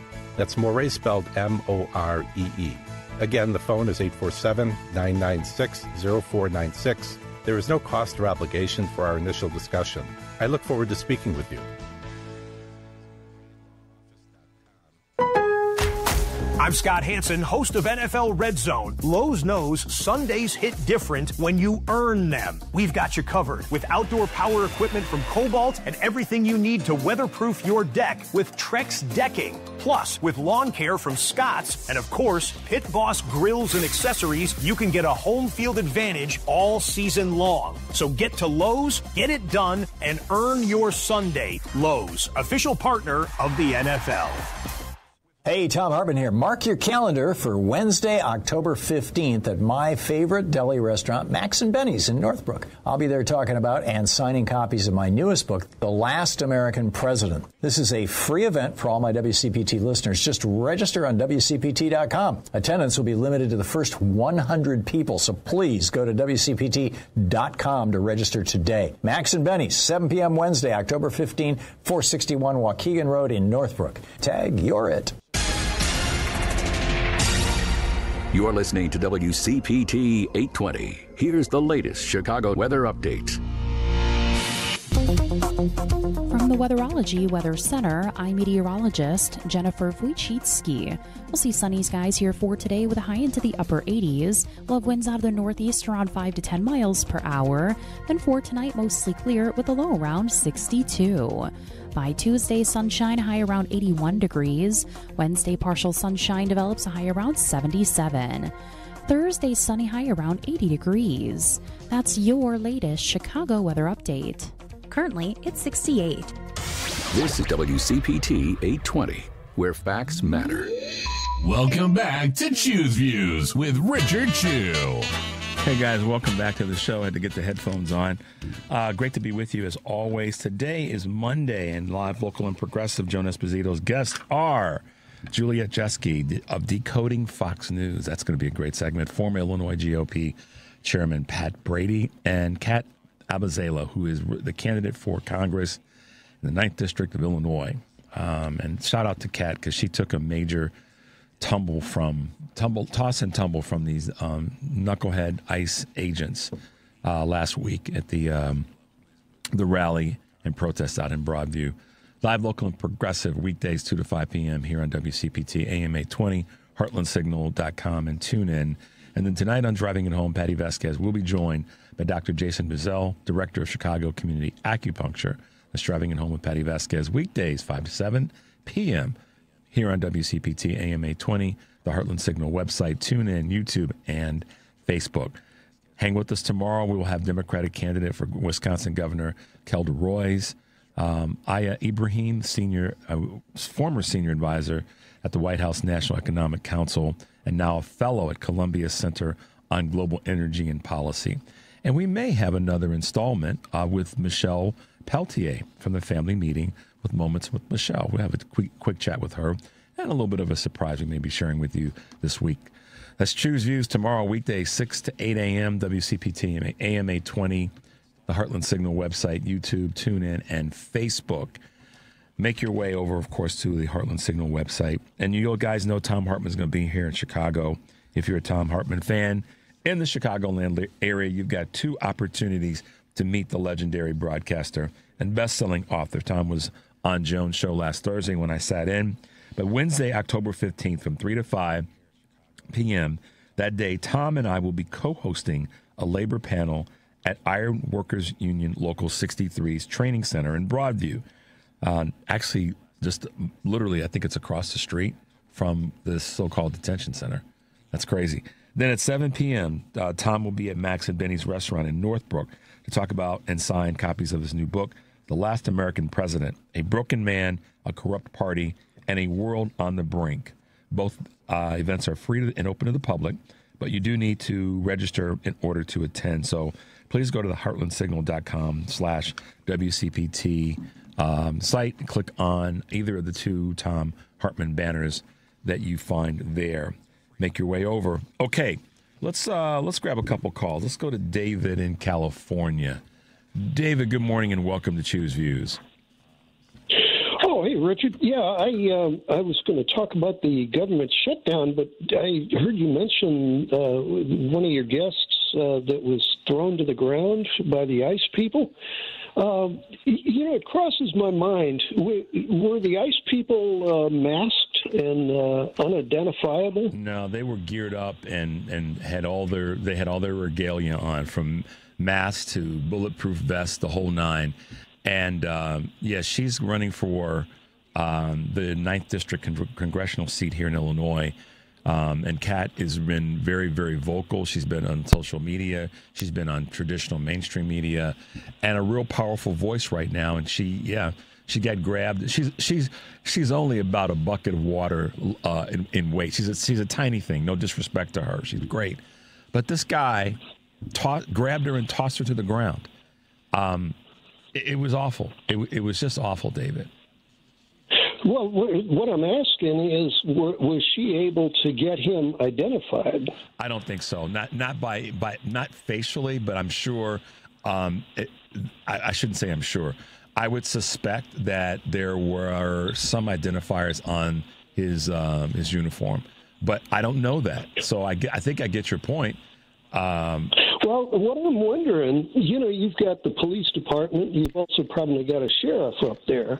And generally the sheriff handles the county. And I would think that the sheriff could mandate that every new officer that comes into the county has to be identified by them. Well, here's what the mayor of Chicago did. Now, this took place in Broadview, which is literally an adjacent. It's next door to Chicago. So they decided to plant themselves there because Mayor Brandon Johnson did sign an executive order a few weeks ago making that a requirement that they be unmasked and that they show who they are. But this took place at this center that's just outside of the city of Chicago. It's a suburb that's nearly adjacent to the city's border, if you will.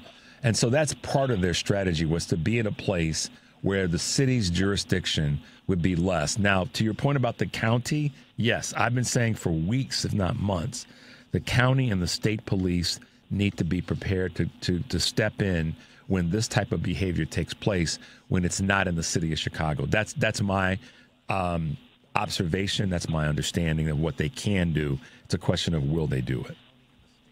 Well, right, and what I'm leading up to is that if these poor ICE guys are so scaredy about being doxxed, then the sheriff or the state police should take them all into an assembly room within the private jurisdiction of the cops and identify them, get them all a mug shot, so to speak.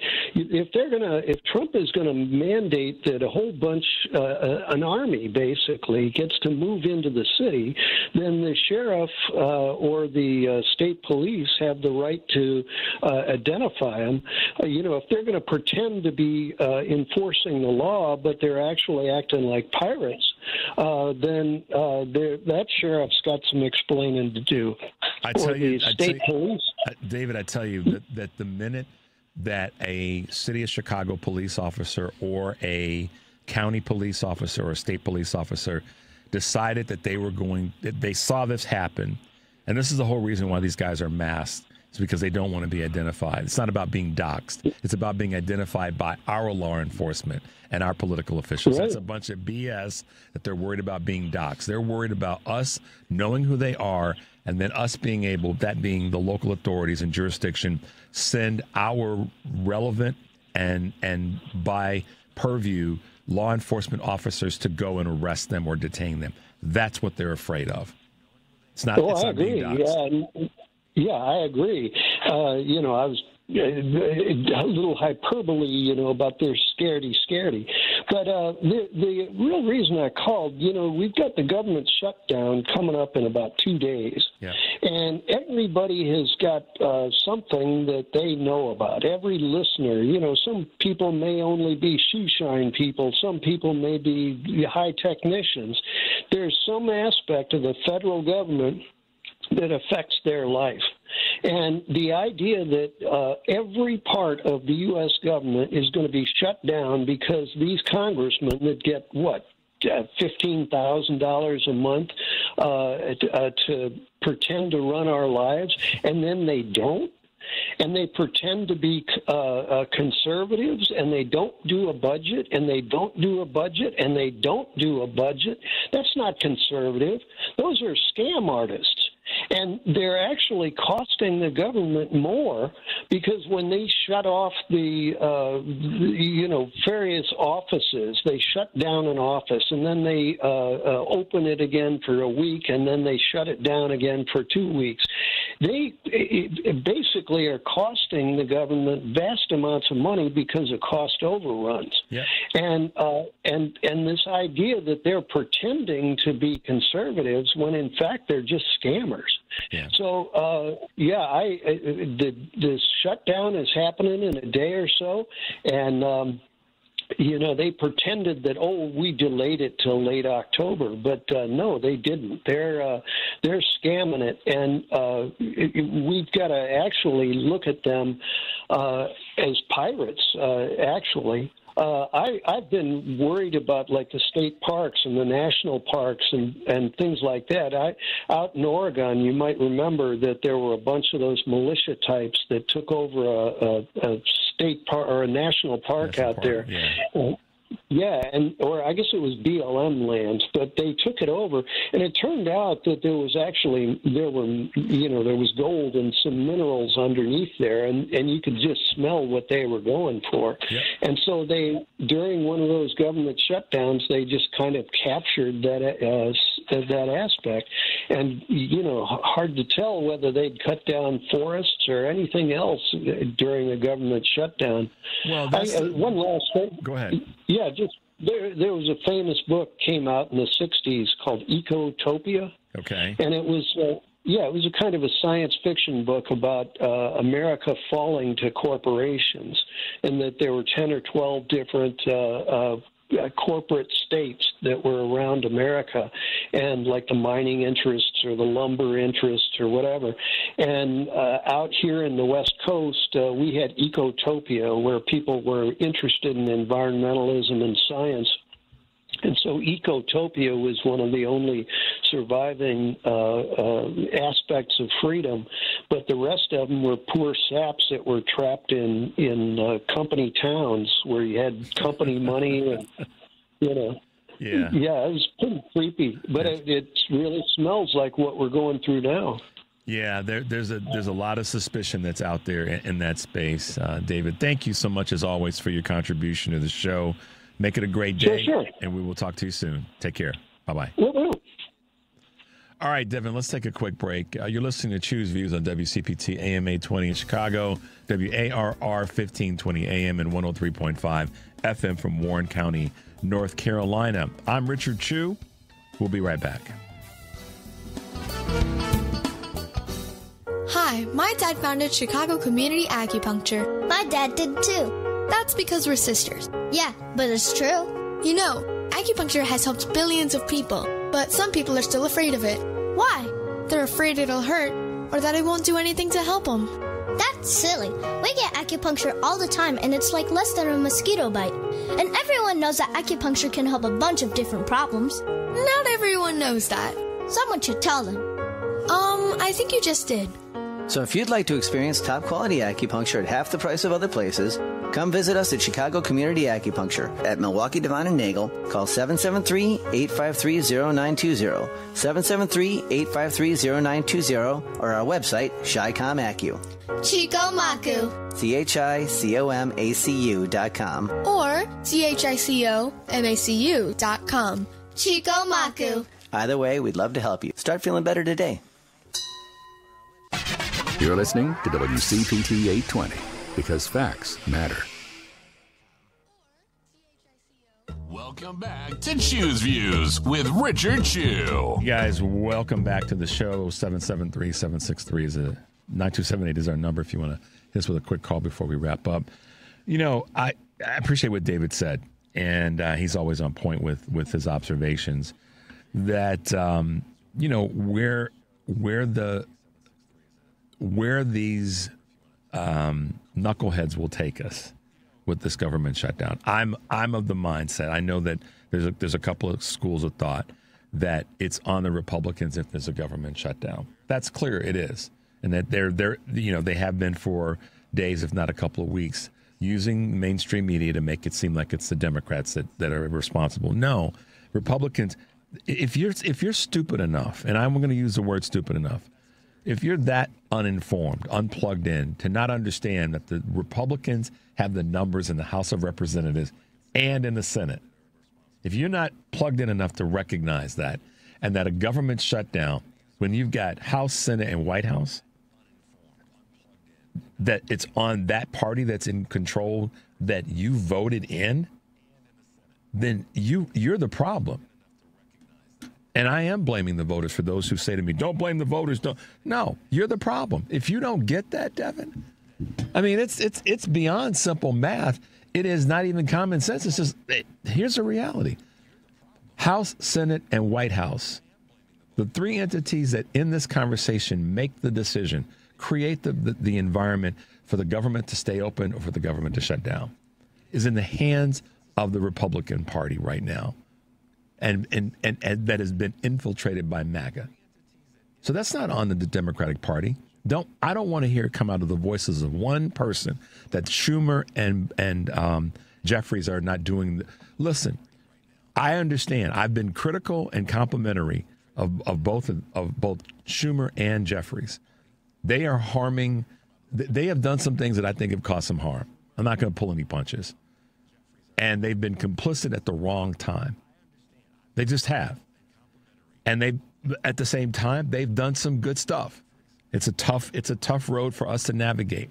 I don't like how the strongly worded letters and all the rest. And I know there's a bunch of you on social media that criticize me for criticizing them. I want them to do a better job, plain and simple. If you got a problem with that, look in the mirror.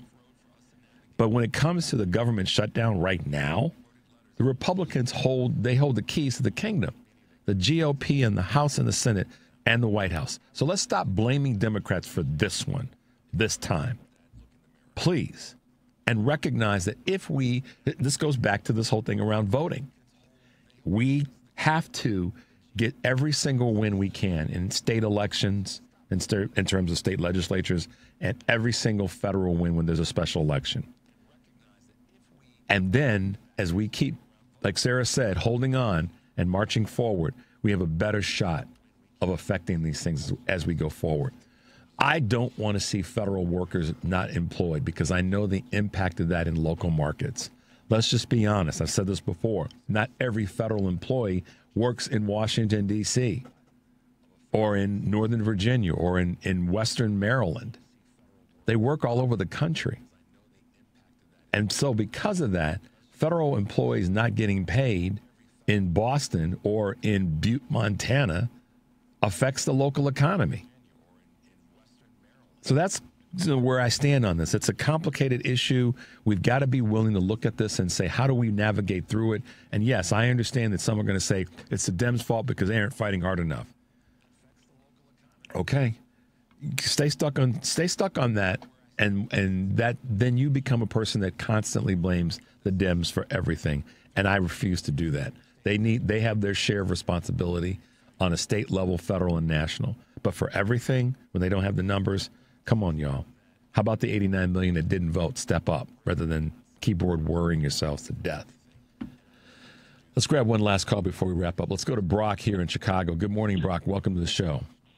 Good morning to Sarah, and you had a great discussion. Thank you. As far as talking about the past and how did we get here, what can we do different, as the commercial is saying. It's a great commercial.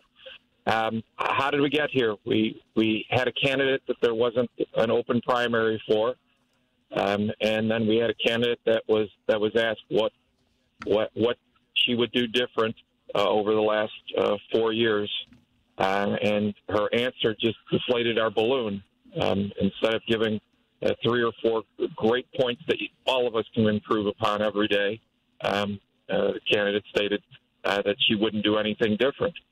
And so at that point, it became really a matter of, well, is this person not recognizing that groceries are expensive like they are today under Donald Trump? Hold on a second, Brock. She did not say there was nothing she would do differently. There was things that she said she would continue to do, and there's some things that she said that she would look at doing differently.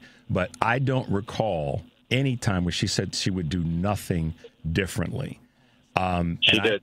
Yes, she did. Not nothing. I'll email it to you. I'll email it to you. She didn't say she would. She said she would stay on track with, and I know what you're talking about. I know what segment you're talking about, Brock. But this is what I want to point out, and I'm with you, man. But trust me when I say this: if that's all it took to deflate the country from voting and deflate our balloon from voting for her, when all of the other things that Trump was representing, people couldn't hear that he had a list of things that he was going to do to harm the country, and we're still saying she just didn't do quite enough.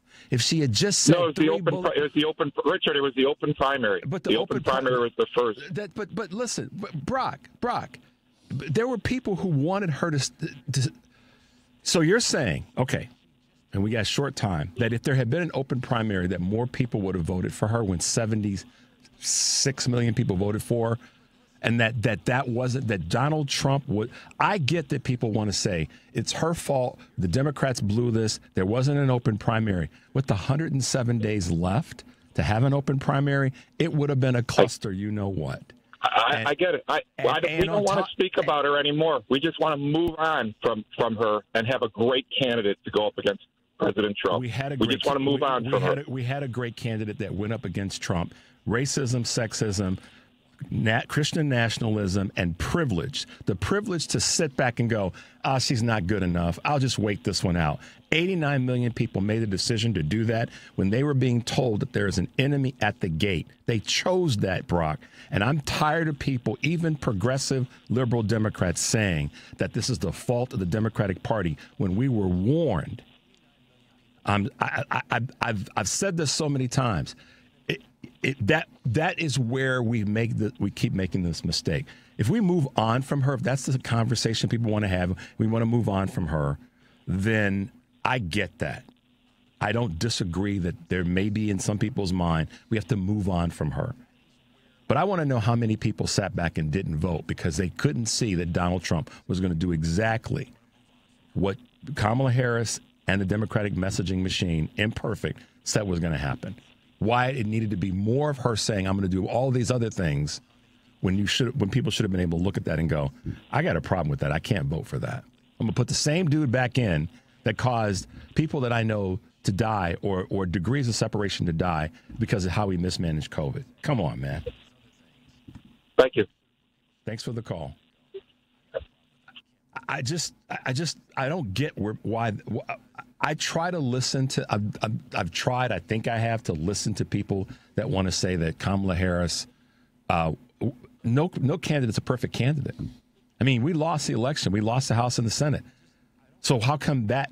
Help me understand that one. Were they not voting for those people because they didn't say the right thing? There was no need for an open primary there, but yet people did. So I'm just not buying the let's blame her for not saying that I'm going to do all of these things differently. And blame her for not saying or threading the needle perfectly in the time frame that we were in.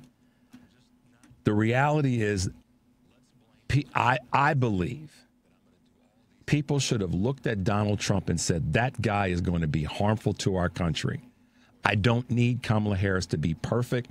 I don't need an open primary so I can pick the candidate that we had a vice president that you voted for in 2020. If Joe Biden had died, there wouldn't have been that she would have become president. And in that last 107 days, if Joe Biden had a heart attack the day after the debate, she would have been president of the United States and run for the office. There may have been an open primary, but in the time frame that we were in, come on, guys.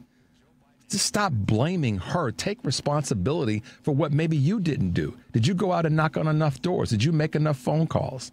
Did you send out emails? Did you pass on information?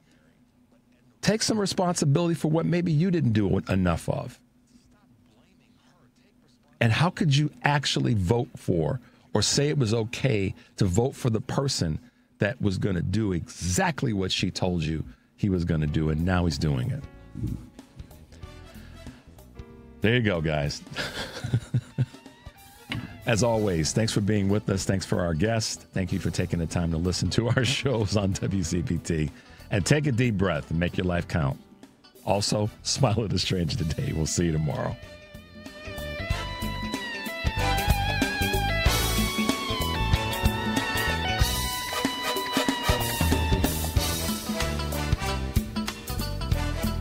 Are you tired of talking to yourself? We can get you an audience on the radio. You can produce and host your own radio show on one of our 2 stations. Please call 773-792-1121. That's 773-792-1121 and ask for Mark. Limited space available. WCPT Replay. I have to welcome from the 26th District up in Madison, Wisconsin, none other than Senator Kelda Roys. I'm really a big tent person. I think that politics is math, and you got to get to 50% plus one. And if you don't want Trump to MAGAfy the judiciary, and if you don't want us to lose our democracy, then we have got to compete and win in places where Democrats have not been very competitive. If you look at communities